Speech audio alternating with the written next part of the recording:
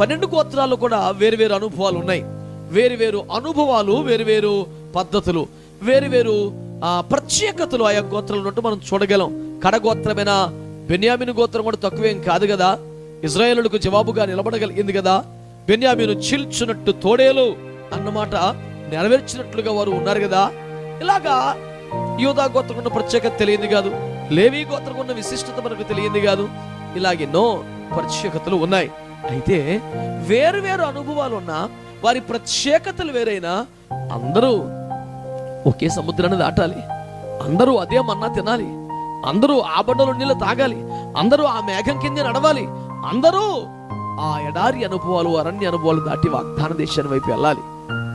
ఈ మాట చెప్పడం ద్వారా పరిశుద్ధాత్మదేవుడు నేర్పిన పాఠం ఏంటంటే, ఆయా సంఘాలలో వేరు అనుభవాలు ఉండొచ్చు, కానీ అందరికీ ఒకే మన్నా